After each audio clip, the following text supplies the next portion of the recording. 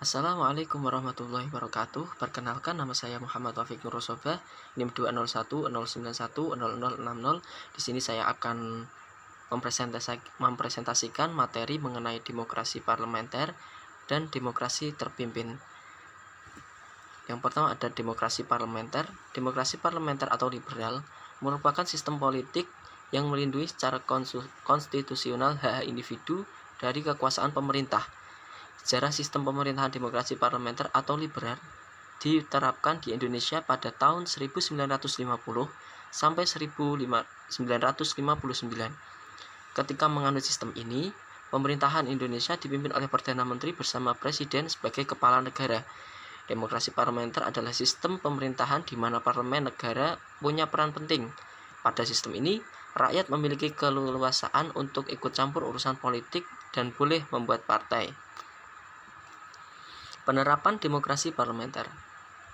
Pada tanggal 17 Agustus 1950, Republik Indonesia Serikat yang merupakan bentuk negara hasil kesepakatan konferensi meja bundar dan pengakuan kedaulatan dengan Belanda resmi dibubarkan. Republik Indonesia Serikat diganti dengan Negara Kesatuan Republik Indonesia. Seiring dengan itu, sistem pemerintahan pun berubah menjadi demokrasi parlementer dan berdasarkan Undang-Undang Dasar Sementara 1950. Pada masa demokrasi parlementer 1950 sampai 1959. Secara garis besar, kabinet-kabinet Indonesia memiliki 7 era di bawah pimpinan Perdana Menteri.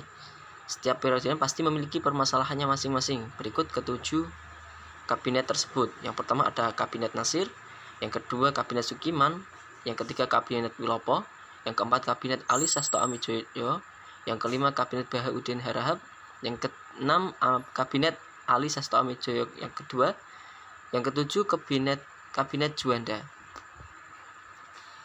Akhir demokrasi parlementer, singkatnya pada periode pemerintahan kabinet-kabinet membuat keadaan politik di Indonesia tidak stabil. Bahkan hal ini ditakutkan berimbas pada segala aspek lain negara. Hal tersebut akhirnya terselesaikan oleh Presiden Soekarno mengeluarkan dekret Presiden pada tanggal 5 Juli 1959.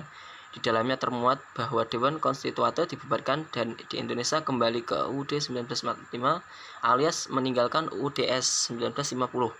Selain itu dibentuk juga MPRS dan Dewan Pertimbangan Agung Sementara atau DPAS.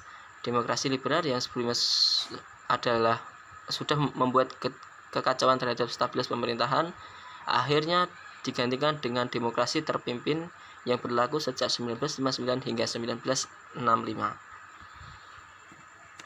Selanjutnya ada demokrasi terpimpin. Kalau tadi kita telah membahas demokrasi parlementer, sekarang kita membahas demokrasi terpimpin. Apa sih demokrasi terpimpin itu? Sistem demokrasi terpimpin adalah suatu sistem pemerintahan yang dipimpin oleh seorang presiden secara mutlak dan otoriter. Demokrasi terpimpin dimulai Dekret Presiden 5 Juli 1959. Gagasan ini diajukan dan diketahui PNI Suwiryo dan Lejen A. H. Nasution. Di antaranya, tidak berlakunya UUDS dan kembali berlaku UUD. Yang kedua, pembubaran Badan Konstituante. Ciri-ciri demokrasi terpimpin. Yang pertama, demokrasi terpimpin ditafsirkan dari sila keempat Pancasila. Arti kata dipimpin ditafsirkan bahwa demokrasi harus dipimpin oleh presiden. Yang kedua, kekuasaan Soekarno menjadi sangat besar. Yang ketiga, Indonesia condong ke blok timur. Yang keempat, semua lembaga negara harus berisi ajakan nasakom, nasionalis, agamis, dan komunis. Peristiwa-peristiwa yang terjadi pada masa demokrasi terpimpin. Yang pertama, perjuangan pembebasan Irian Barat. Selanjutnya ada gerakan G30S, gerakan 30 September 1965. Yang ketiga, Tritura, Tri Tuntutan Rakyat pada 12 Januari 1966 dengan isi bubarkan PKI, bersihkan Kabinet Dwi Kora, dan unsur-unsur PKI dan turunkan harga.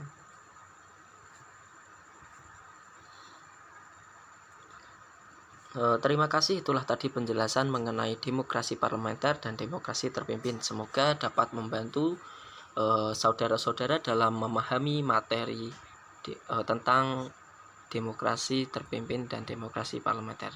Assalamualaikum warahmatullahi wabarakatuh.